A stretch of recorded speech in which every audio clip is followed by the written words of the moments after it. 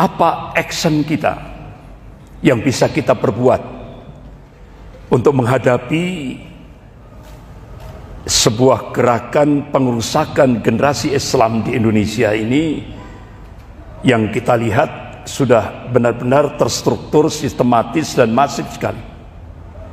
Apa yang bisa kita perbuat? Yang pertama, bangun Quwwatul Ummah, kekuatan umat. Ini solusi yang diberikan oleh Allah dan Rasulnya. Solusi menurut Al-Quran dan As-Sunnah. Yang pertama, masalah yang sangat fundamental sekali. Ayo kembalikan akidah al-wala wal-bara dalam kehidupan kaum muslimin, lebih khusus di Indonesia. Bismillahirrahmanirrahim. Innal hamdalillah nahmaduhu wa nasta'inuhu wa nastaghfiruh wa na'udzu billahi min shururi anfusina wa min sayyiati a'malina. May yahdihillahu fala mudilla lahu wa may yudlil fala hadiya lahu. Asyhadu an la ilaha illallah wahdahu la syarika lahu wa asyhadu anna Muhammadan abduhu wa rasuluh. Ya ayyuhalladzina amanu taqullaha haqqa tuqatih wa la tamutunna illa wa antum muslimun. Ya ayyuhan nasu taqu rabbakum alladzi khalaqakum min nafsin wahidah wa khalaqa minha zawjaha wa batha minhuma rijalan katsiran wa nisaa'a wattaqullaha alladzi tas'aluna bihi wal arham innallaha kana 'alaikum raqiba. Ya ayyuhalladzina amanu taqullaha wa qulu qawlan sadida yuslih lakum a'malakum wa yaghfir lakum dhunubakum wa may yuti'illaha wa rasulahu faqad faza fawzan 'azima. Amma ba'd, fa inna asdaqal hadits kitabullah wa khairul hadi hadi Muhammadin sallallahu alaihi wasallam wa syarrul umur muhdatsatuha wa kullu muhdatsatin bid'ah wa kullu bid'atin dhalalah wa kullu dhalalatin finnar. Ma'asyiral muslimin rahimakumullah, kita melanjutkan bahasan kita pada Jumat yang lalu tentang bagaimana dua negara adidaya, yaitu Cina dan Amerika, melakukan pengerusakan terhadap generasi, lebih khusus generasi Islam di Indonesia, secara terstruktur, sistematis dan masif sekali. Kita sudah membahas bagaimana realitas di lapangan. Sekarang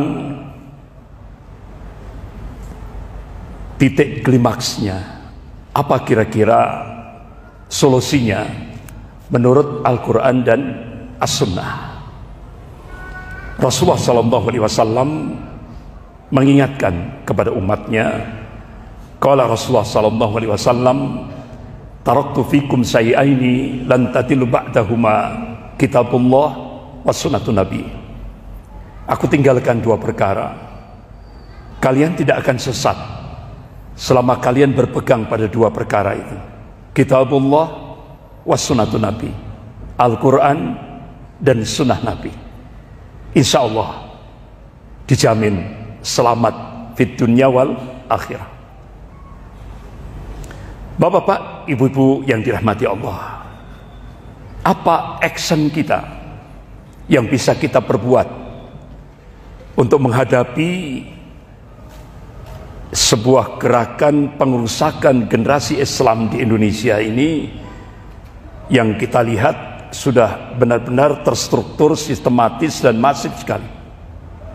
Apa yang bisa kita perbuat?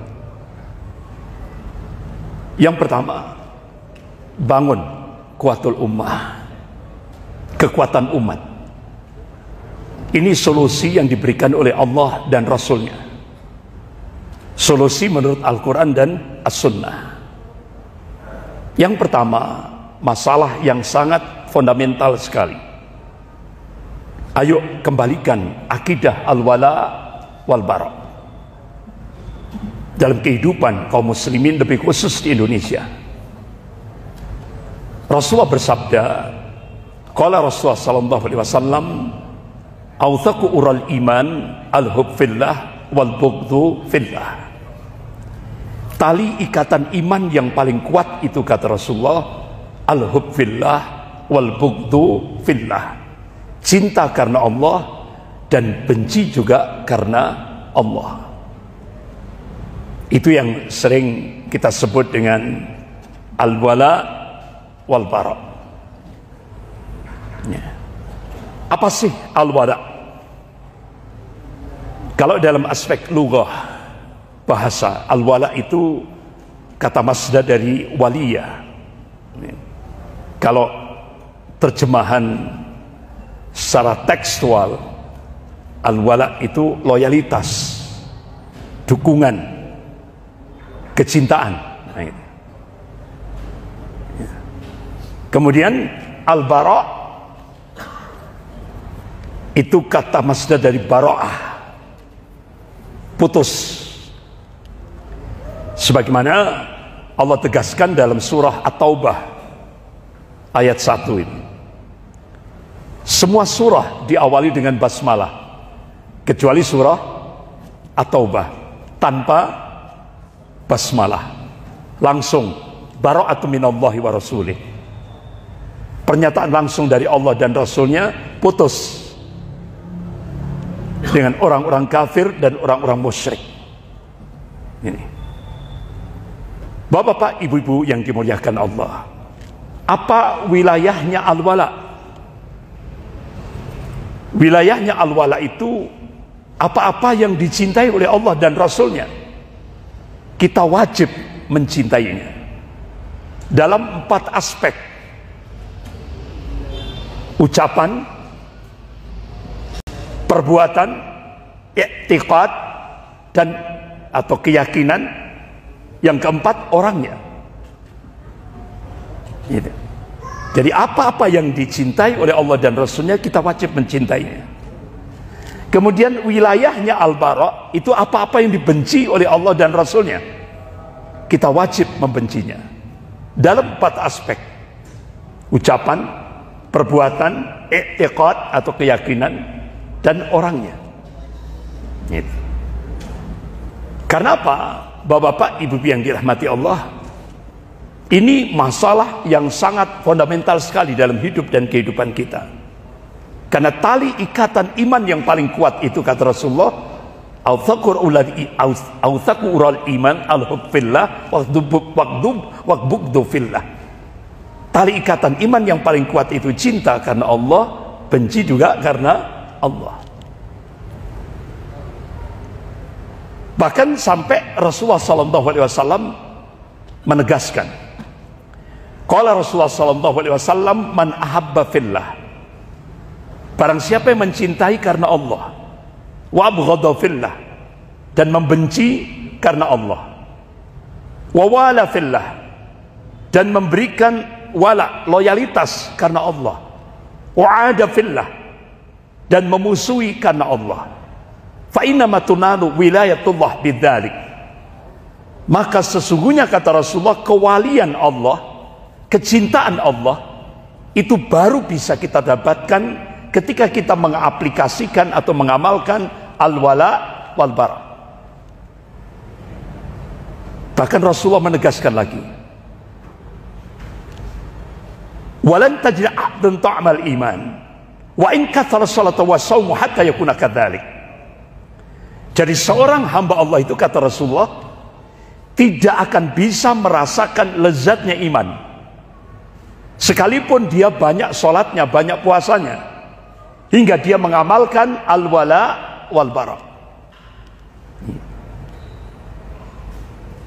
Bapak-bapak, ibu-ibu yang dirahmati Allah Subhanahu wa taala, jadi ini benar-benar akidah al-wala wal bara ini benar-benar masalah yang harus kita bangkitkan, kita kembalikan lagi di tengah-tengah umat. Karena ini masalah yang sangat fundamental. Yang kedua, ayo kobarkan semangat jihad fisabilillah sebagaimana yang telah ditegakkan oleh Rasulullah dan sahabatnya. Rasulullah mengingatkan, qala Rasulullah sallallahu alaihi wasallam, ra'sul amril Islam wa amudus shalah wa dirwatus sanamil jihad fisabilillah. Ini hadis sahih riwayat Muslim. Pokok sesuatu itu Islam, tiangnya salat. Puncak amal di dalam Islam itu adalah al-jihad fisabilillah, berjuang di jalan Allah. Ini. Bahkan di dalam surah At-Taubah ayat 24, Allah Subhanahu wa taala memberikan tanbih kepada kita, hamba-hambanya yang amanu wa taqwa. A'udzubillahi minasyaitonir rajim. Qul, katakanlah, qul in kana aba'ukum, katakanlah jika bapak-bapakmu, wa abna'ukum, dan anak-anakmu, wa ikhwanukum, dan saudara-saudaramu, wa azwajukum, dan istri-istrimu, wa asiratukum, dan kaum keluargamu, wa amwaluk taraftumuha, dan harta yang kamu usahakan, wa tijaratun taksawna kasadaha, dan harta perdagangan yang kamu khawatiri kerugiannya, wa masakinu tardawnaha, dan rumah-rumah atau tempat tinggal yang kamu cintai, ahabba ilaikum minallahi wa rasulih wa jihadin fi sabilihi fatarabbasu hatta ya'tullah bi amri wallahu la yahdil qaumal fasikin. Jadi Allah menegaskan, jika ini ya, mahabbatullah, artinya dalam Allah mengingatkan ini dalam surah At-Taubah ayat 24 ini. Jadi mahabbatullah, kecintaan kepada Allah, mahabbatul rasul, kecintaan pada rasulnya, mahabbatul jihad fisabilillah, kecintaan pada perjuangan di jalan Allah, ini harus kita letakkan di atas segala-galanya. Akan tetapi ini, jadi yang tadi harus kita letakkan di atas segala-galanya, baru kecintaan kita kepada orang tua kita, keluarga kita, harta kita, tempat tinggal kita, perdagangan kita, dan sebagainya dan sebagainya. Akan tetapi jika sebaliknya, kalau kecintaan kita kepada Allah, kecintaan kita pada Rasulnya, dan kecintaan kita pada perjuangan di jalan Allah kita taruh di belakang, kita tidak tempatkan di atas segala-galanya, Allah Subhanahu wa taala menegaskan, fatarabbasu hatta ya'tullah bi amri. Tunggulah sampai Allah mendatangkan keputusannya. Al-Imam Hasan Basri rahimahullah, ketika beliau menafsirkan fatarabbasu hatta ya'tullah bi amri, itu maknanya tunggu sampai Allah menurunkan siksanya. Wallahu la yahdil qaumal fasikin, dan Allah tidak memberi petunjuk pada orang-orang yang fasik. Jadi bapak-bapak, ibu-ibu yang dirahmati Allah, surah At-Taubah ayat 24 ini benar-benar kita diarahkan oleh Allah Subhanahu wa taala agar kecintaan kita kepada Allah, kecintaan kita kepada Rasulnya, kecintaan kita pada perjuangan di jalan Allah itu hendaklah diletakkan di atas segala-galanya. Baru kecintaan kita kepada orang tua kita, kecintaan kita kepada keluarga, istri-istri kita, keluarga kita, perdagangan kita, harta kita, rumah-rumah kita, itu arahan Allah Subhanahu wa taala. Ya. Bahkan sampai Rasulullah menegaskan, barang siapa dari umat Rasulullah selama hidupnya belum pernah berjihad di jalan Allah, berjuang di jalan Allah, dan selama hidupnya tidak ada cita-cita, tidak ada angan-angan untuk berjuang di jalan Allah, kalau dia mati saat itu, kata Rasulullah, qala Rasulullah sallallahu alaihi wasallam, mata la su'batin min nifaq, maka matinya termasuk dalam salah satu cabang kemunafikan. Mati dalam keadaan munafik, rugi gitu. Mati dalam keadaan munafik itu sangat-sangat rugi sekali. Kenapa? Allah ingatkan dalam surah An-Nisa ayat 145, A'udzubillahi minasyaitonir rajim. Innal munafiqin fid darkil aswal minan nar. Sesungguhnya orang munafik itu nanti di neraka diletakkan di dasarnya, di keraknya neraka. Bapak-bapak, ibu-ibu yang dimuliakan Allah Subhanahu wa taala. Jihad itu tidak hanya perang. Ketika kita berangkat dari rumah ke masjid,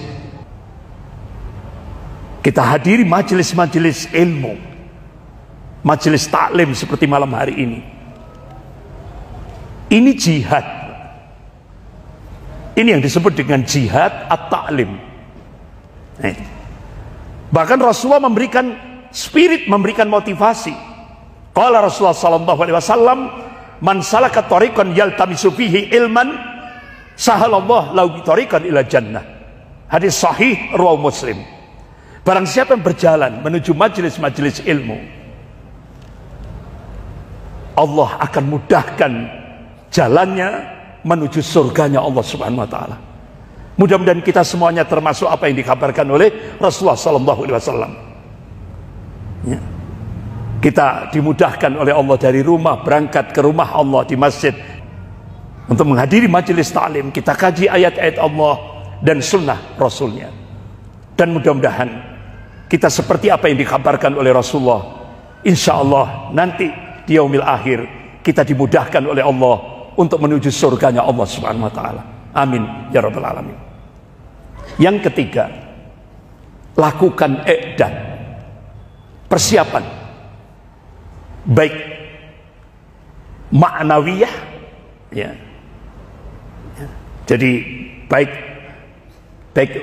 apa ma'nawiyah, baik fisik maupun non fisik, madiyah maupun ma'nawiyah, fisik maupun non fisik. Itu i'dad. Karena ini perintah dari Rasulullah sallallahu alaihi wasallam, perintah dari Allah dan Rasulnya. Wa'iddul lahum mastata'tum min quwwah. Surah Al-Anfal ini. Ini perintah dari Allah. Wa'iddul lahum mastata'tum min quwwah. Siapkan. Ini. Kita disuruh siap. Ini perintahnya Allah. I'dad. Baik madiyah maupun ma'nawiyah, fisik maupun non fisik. Seperti yang dilakukan oleh Rasulullah dan sahabatnya di tengah-tengah lemahnya kaum muslimin saat ini. Siap persiapan, baik fisik maupun non fisik. Karena tantangan kita ke depan berat. Apalagi kita hidup di periodisasi sejarah yang keempat, di mana di dalamnya dipenuhi dengan fitnah-fitnah akhir zaman. Yang keempat, bangun persatuan dan kesatuan shaf di tengah perselisihan umat. Kenapa? Musuh-musuh Islam tidak senang umat ini bersatu. Gak akan senang. Di Indonesia saja biayanya untuk memecah belah kaum muslimin di Indonesia sekarang ini berapa biayanya? 20 triliun. 20 triliun. 1,5 triliun sudah diterima DP-nya. Ya kan? DP-nya kan sudah diterima 1,5 triliun. Tinggal 18,5 triliun. Untuk divide et impera, adu domba sesama kaum muslimin. Tujuannya apa? Kalau umat Islam ini pecah, otomatis mudah dicengkeram. Itu. Makanya, ayo bangun persatuan dan kesatuan shaf di tengah perselisihan umat. Masalah-masalah furu', masalah-masalah khilafiyah, tanggalkan. Ya kan? Kalau sudah masalah furu', kita harus tasammuh, saling menghormati. Tapi kalau sudah masuk wilayah usul, kita tidak boleh pecah, tidak boleh ada iftirak, perpecahan. Karena apa? Akidah itu tauqifiyah, sesuatu yang harus ditetapkan dengan dalil, yaitu Al-Quran dan As-Sunnah. Sudah jelas dalilnya, tidak boleh pecah. Nah, itu. Sampai Allah memberikan arahan yang konkret itu. Dalam surah Al-Imran ayat 104 gitu ya. A'udzubillahi minasyaitonir rajim. Wa'tasimu bihablillahi jami'an wa la tafarraqu.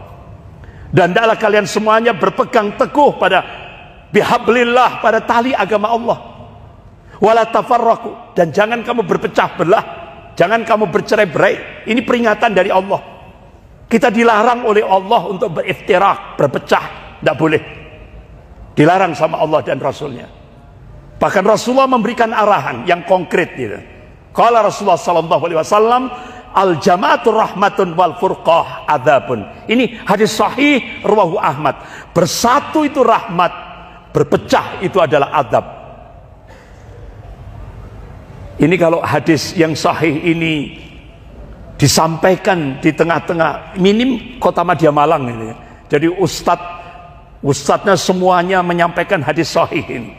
Insya Allah umat Islam di Malang ini tidak berani berpecah karena takut itu tadi. Apa dalilnya? Itu bersatu itu rahmat, berpecah itu adalah azab. Tapi hadis yang sahih ini rawahu Ahmad ini, hadis riwayat Imam Ahmad ini tidak banyak disampaikan. Yang seringkali muncul di mimbar-mimbar, di mimbar-mimbar Jum'ah, bahkan di stasiun televisi. Itu apa ini? Ikhtilaful ummah rahmatun. Perbedaan di tengah umat rahmat. Ya kan? Itu sering kita dengar kan? Sampai akhirnya Bapak Ibu yang dirahmati Allah dianggap itu hadis. Dianggap itu qala Rasulullah, padahal kalau kita buka dalam kutubus sittah tidak ada sama sekali. Itu perkataan orang itu, Pak. Saya terus nulis itu, kira-kira siapa ya ini? Paling ini Sunogogronya ini, Pak. Sunogogronya itu ya, yang dulu membantu, artinya ditugaskan oleh penjajah Belanda untuk memecah belah umat Islam di Indonesia ini. Ya, itu Sunogogronya. Padahal Rasulullah menegaskan, qala Rasulullah sallallahu alaihi wasallam, "Faman kadzdzaba alayya muta'ammidan falyatabawwa maq'adahu minan nar." Barang siapa yang berbicara, ini dariku, ini dari Rasulullah. Padahal Rasulullah tidak pernah bersabda seperti itu. Tidak pernah Rasulullah. Kalau dia sampaikan dengan sengaja di tengah-tengah umat, falyatabawwa, kata Rasulullah, siap-siap, falyatabawwa maq'adahu minan nar. Siap-siaplah dia menduduki kursinya di neraka. Jadi nggak boleh sembarangan kita menyampaikan hadis tanpa ilmu.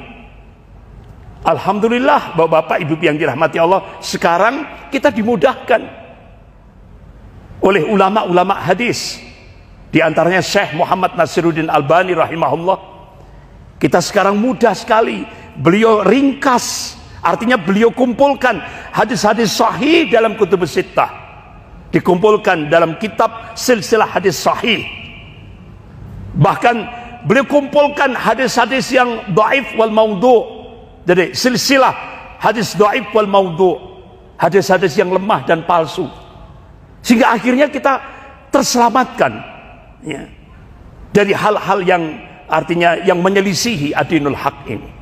Kita dimudahkan oleh ulama-ulama ahlus sunnah ya kan?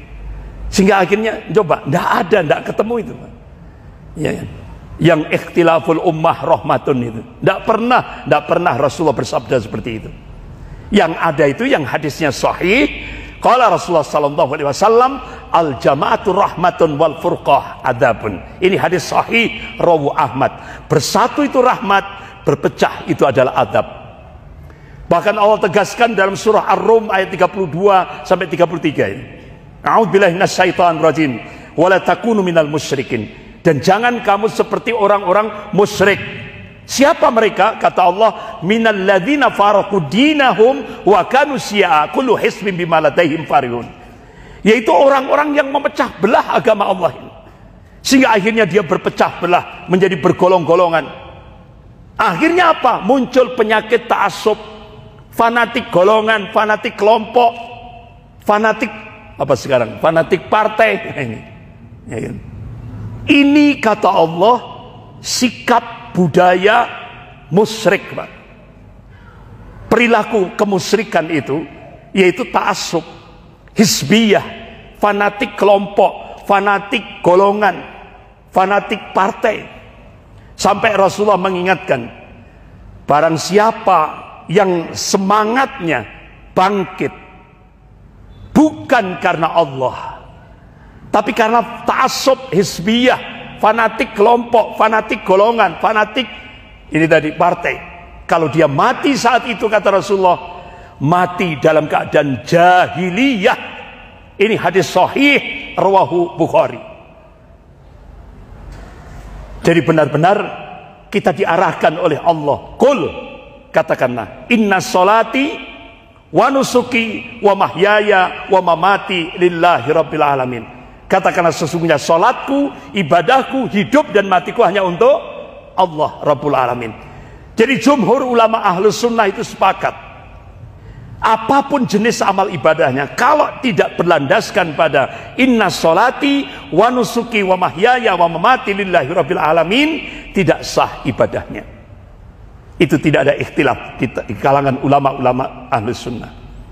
Kemudian yang kelima, persiapkan generasi 554. Ini bahasa kode ini, 554. Yaitu generasi surah Al-Maidah ayat 54. Nah, ini siapkan. Ya, karena apa? Kita dihadapkan pada masa depan yang harus kita rancang dengan baik dan kita raih dengan sempurna. Masa depan yang tidak semata-mata tentang cita-cita untuk mati syahid dan sukses melewati ujian dunia, tapi masa depan yang akan diwarisi oleh generasi penerus kita. Oleh karena itu kita wajib berusaha dan mengorbankan segenap jiwa dan raga kita untuk memastikan kelak generasi kita, penerus kita, menikmati kekuasaan Al-Quran dan As-Sunnah, bukan konstitusi manusia. Ini Pak, Rasulullah SAW, Allah dan Rasulnya memberikan arahan yang konkret. Jadikan generasi kita, artinya apa? Bangun regenerasi umat seperti yang termaktub dalam surah Al-Maidah ayat 54 yang digambarkan oleh Allah Subhanahu wa taala. Karakternya yang pertama, yuhibbuhum wa yuhibbuna. Mereka mencintai Allah dan mereka dicintai oleh Allah Subhanahu wa taala. Karakter yang kedua dalam surah Al-Maidah ayat 54 ini, adillatin 'alal mu'minin. Rendah hati terhadap sesama mukmin. Karakter yang ketiga, aizzatin 'alal kafirin. Tegas terhadap orang-orang kafir. Karena kita punya konsep lakum dinukum waliyadin. Bagimu agamamu, bagiku agamaku. Jadi kalau sudah masuk wilayah akidah, tidak ada toleransi. Tapi kalau masuk wilayah muamalah, kita diperintah oleh Allah untuk berbuat baik kepada siapa saja, tanpa pandang bulu. Ini perintah dari Allah dan Rasulnya. Karena Islam itu rahmatan lil alamin, rahmat bagi seluruh alam. Jadi kalau wilayah muamalah, kita disuruh untuk toleransi, berbuat baik kepada siapa saja tanpa pandang bulu. Tapi kalau sudah masuk wilayah akidah, tidak ada toleransi, karena kita punya konsep lakum dinukum waliyadin. Bagimu agamamu, bagiku agamaku. Ini yang diarahkan oleh Allah dan Rasulnya. Karakter yang keempat, yujahiduna fi sabilillah wa la yakhafuna laumatal laim. Generasi yang senantiasa berjuang di jalan Allah dan tidak takut terhadap celaan orang-orang yang suka mencela. Kemudian karakter yang kelima, yaitu surah Al-Maidah ayat 55 dan 56, yaitu al-wala wal baroknya jelas, tidak samar, benar-benar teraplikasi. Loyalitasnya jelas, penolakannya juga jelas. Wala wal bara. Itulah karakter yang digambarkan oleh Allah Subhanahu wa taala dalam surah Al-Maidah ayat 54 ini. Bangun regenerasi umat. Kenapa? Rasulullah memberi contoh ini. Sebelum Rasulullah wafat, Rasulullah memberi amanah. Ini wasiat Rasulullah kepada seorang pemuda yang umurnya masih 18 tahun. Kalau di Indonesia itu tingkat SLTA. Rasulullah memberi amanah kepada Usamah bin Zaid bin Harithah untuk menjadi panglima perang menghadapi dua negara superpower, Persia dan Romawi. Apa kira-kira ibrah yang bisa kita ambil, pelajaran yang bisa kita ambil dari apa yang diwasiatkan oleh Rasulullah sebelum wafat ini? Artinya apa? Rasulullah memberi contoh konkret kepada kita. Bangun regenerasi, ciptakan kader, ciptakan kader. Kita tidak akan hidup terus, Pak. Kita bakal mati. Rasulullah sebelum wafat, Rasulullah mengkader, memberi amanah pada seorang pemuda yang umurnya 18 tahun. Padahal ini, Pak, veteran-veteran perang Badar yang lebih ahli dalam peperangan kan banyak. Kenapa Rasulullah justru memberi amanah pada seorang sahabat pemuda? Kenapa? Pemuda inilah yang nanti akan menjadi pemimpin-pemimpin ke depan, calon-calon pemimpin ke depan. Bahkan tarbiyah Rasulullah di rumah Al-Arqam bin Abil Arqam ketika masa-masa awal Rasulullah merintis dakwah di Mekah Al-Mukarramah. Rasulullah justru membina kalangan muda. Yang dibina, ditarbiyah oleh Rasulullah kalangan muda. Ini. Jadi inilah yang dicontohkan oleh Rasulullah SAW. Akhirnya semua sahabat sami'na wa ata'na. Kami dengar, kami taat. Setelah Rasulullah wafat, kepemimpinan dilanjutkan oleh Khalifah Abu Bakar As-Siddiq radhiyallahu anhu.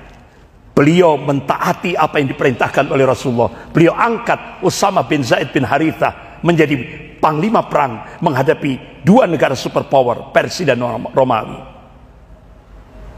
Allah berikan kemenangan.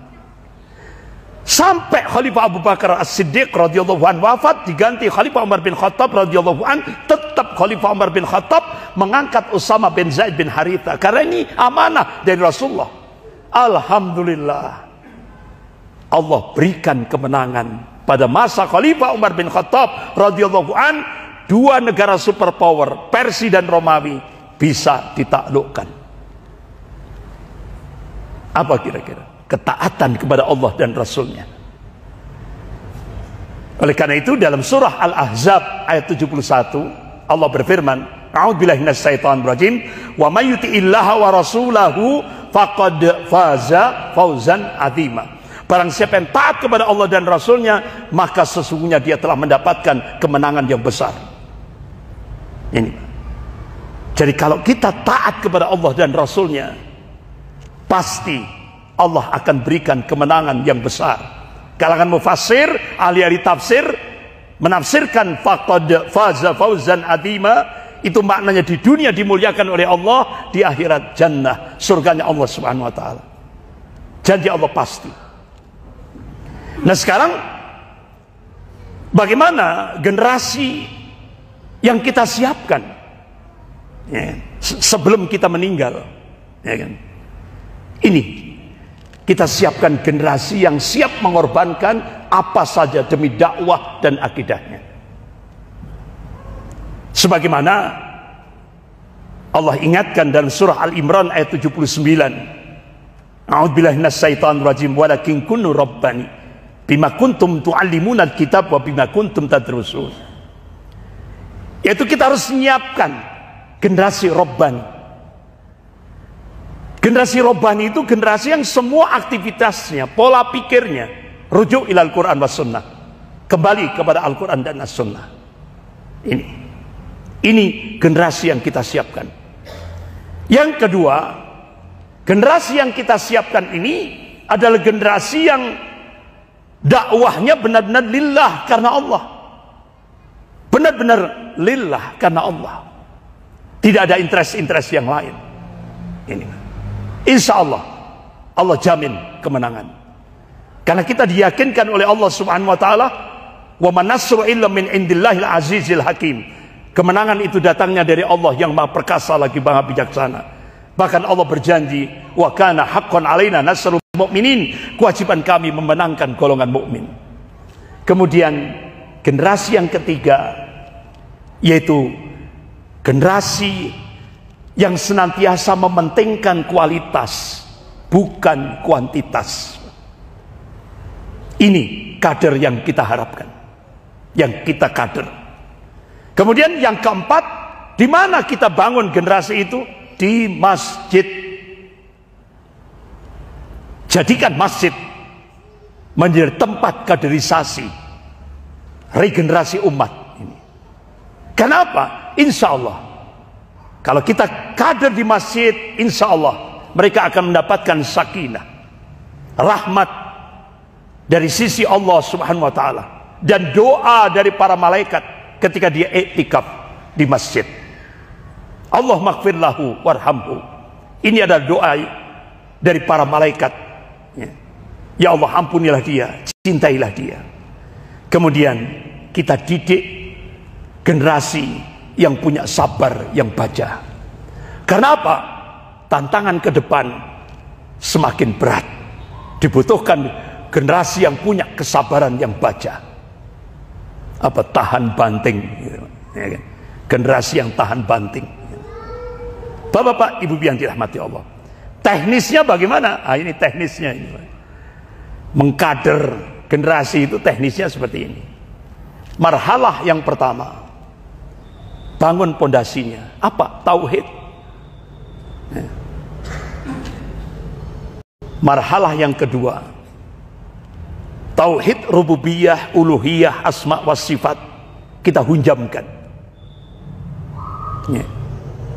Kemudian marhalah yang ketiga, kita pahamkan lawan daripada tauhid itu adalah syirik, sampai seakar-akarnya.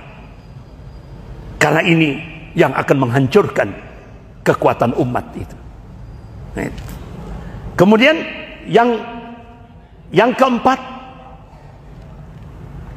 kita tanamkan kepada kader-kader kita kufur kepada tauhid, sebagaimana Allah ingatkan dalam surah Al-Baqarah itu ya, ayat 256 kalau tidak salah. A'udzubillahi minasyaitonir rajim. Faman yakfur bitaghut wa yu'min billah faqad istamsaka bil urwatil wusqa la infisama laha wallahu samiun alim. Barang siapa yang kafir kepada tauhid. At-tauhid itu kan berasal dari kata tagha yadgha tughyan wa tughyanan. Artinya sesuatu yang manusia itu hulu, berlebihan terhadapnya, baik dalam ketaatan, kepengikutan, bahkan sampai dalam tingkat ibadah.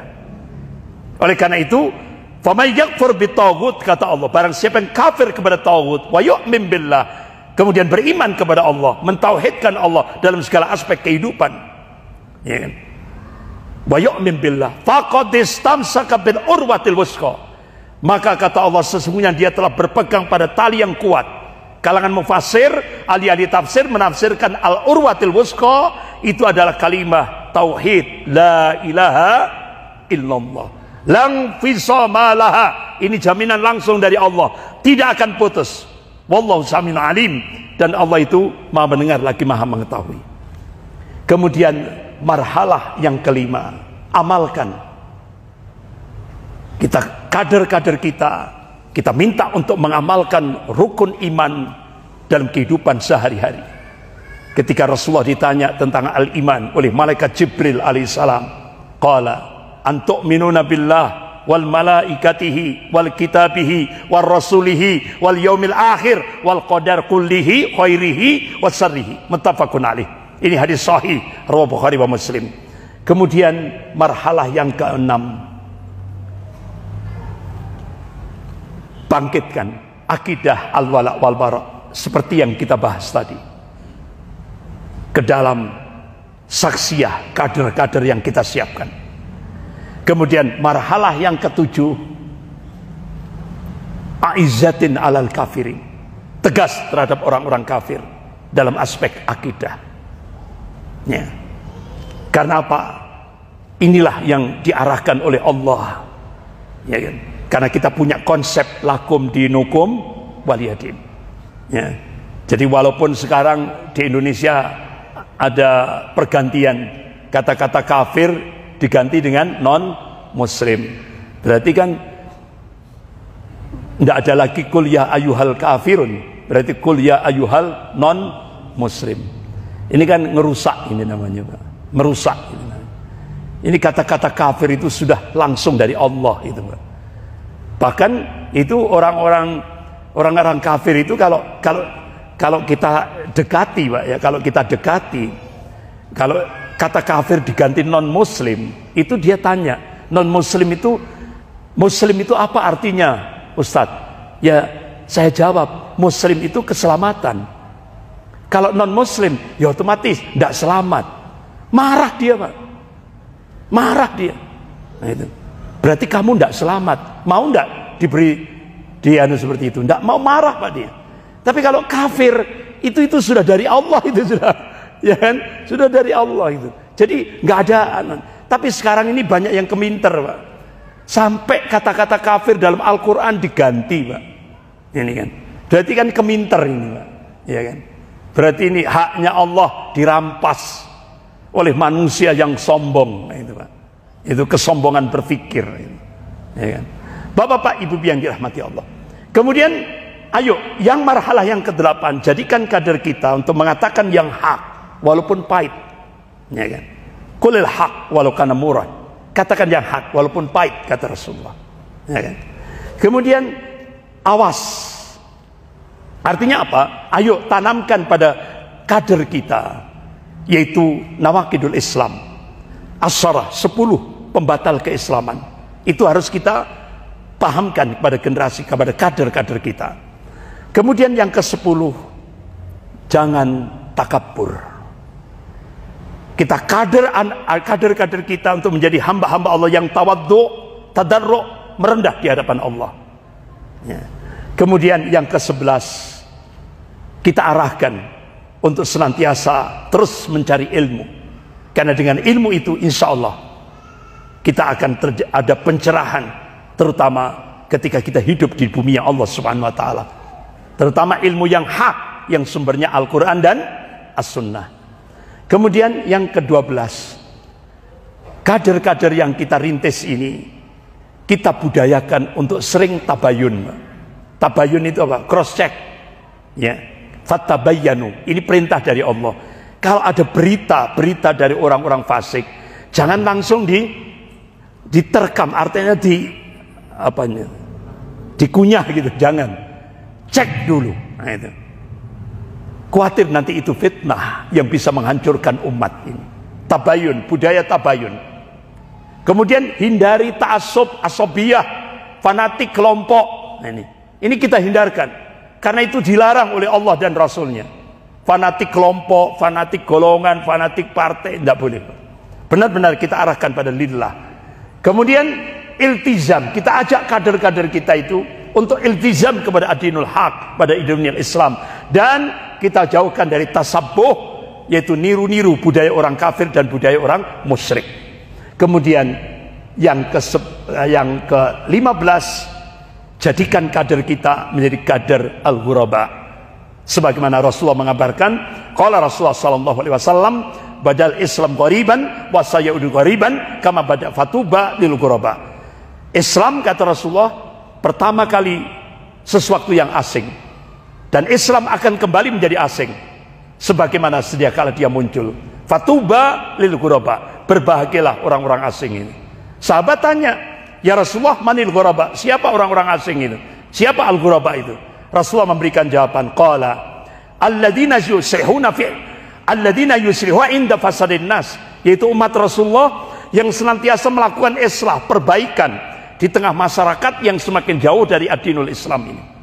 Datang lagi sahabat, ya Rasulullah, manil ghuraba? Siapa al-ghuraba? Siapa orang-orang asing itu? Rasulullah berikan jawaban, qala alladzina yuslihuna ma'afsadan nas min ba'di min sunnati, yaitu umat Rasulullah yang senantiasa melakukan islah, perbaikan dari apa-apa yang telah dirusak oleh manusia ini atas sunnah Rasulullah sallallahu alaihi wasallam. Datang lagi sahabat, ya Rasulullah, manil ghuraba? Siapa orang-orang asing itu? Rasulullah berikan jawaban, qala unasun salihuna fi unasin tu'in katsir mayyatihim aktsara mimma yutihum, yaitu orang-orang soleh di tengah orang-orang yang bobrok. ini rusak. Yang mendukung dengan yang tidak mendukung, lebih banyak yang tidak mendukung. Itulah al-ghuraba. Harus siap. Apalagi hidup di fase keempat. Yang mendukung dengan yang tidak mendukung, lebih banyak yang tidak mendukung. Ini sudah dikabarkan oleh Rasulullah. Dan terakhir, jargon iskariman au mutsahidun au mutsahidan. Hidup mulia atau mati syahid. Itu jadikan jargon untuk membina kader-kader kita. Inilah marhalah teknis mengkader generasi 554 yang diarahkan oleh Allah dan Rasulnya. Bapak-bapak, ibu-ibu yang dirahmati Allah, insya Allah dari sinilah, dan kita memang harus berjuang, harus berpayah-payah untuk melahirkan generasi penerus kita ini. Karena apa? Kita ini tidak bakal hidup terus. Apalagi Rasulullah sudah ngasih kabar, rata-rata umur umat Rasulullah ini baina sittin wa sab'in, antara 60 sampai 70. Oleh karena itu, siapkan kader, siapkan penerus perjuangan kita. Itu. Siapkan, minim jadikan anak-anak kita menjadi penerus-penerus kita nanti di atas al-haq, di atas jalannya Allah Subhanahu wa taala, siratal mustaqim. Saya kira gitu, Bapak, Ibu yang dirahmati Allah. Belum bisa ya? Masih ada kesempatan, monggo silakan, barangkali ada yang ditanyakan, monggo silakan. Selesai sudah kajian kita tentang membangun regenerasi umat. Ini teknisnya. Kita mencoba untuk mencontoh Rasulullah, yaitu menciptakan kader sebelum beliau meninggal, sebelum beliau wafat. Inilah kader yang diarahkan oleh Allah dan Rasulnya. Monggo silakan, barangkali ada pertanyaan apa saja, nggak sesuai konteks nggak apa-apa, monggo silakan.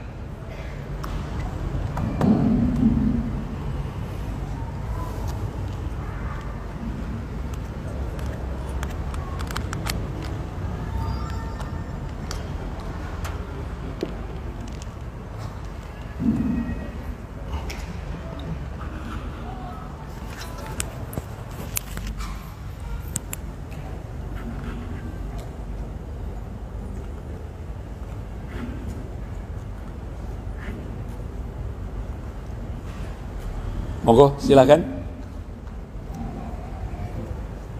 Ada yang ditanyakan? Monggo. Ibu-ibunya. Oh iya, monggo silakan Bu. Nggih. Sebentar, diambilkan ini mic. Sebentar Bu. Sebentar.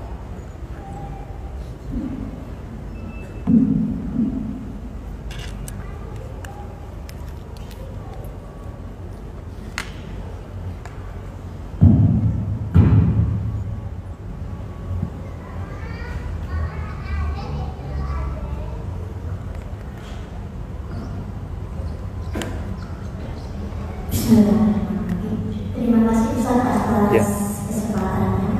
Yang ingin kami tanyakan, kami sebagai orang tua yang mempunyai anak, berarti kan harus menyiapkan generasi itu. Kalau misalnya sekolah, di sekolah kan yang kita pilih kan sekolah seperti apa. Kemudian kalau dimasukkan pesantren, karena juga nggak bisa sembarangan. Kalau dimasukkan pesantren yang seperti apa yang bisa kita pilihkan untuk anak-anak kita. Terus kalau misalnya saya Ustaz, kadang-kadang anak ini sudah dimasukkan pesantren. Ketika di pesantren alhamdulillah aman. Tapi ketika kemarin liburan pesantren, libur 1 bulan setengah, itu pesantren yang kadang-kadang bilang anak-anak itu terpengaruh sama HP.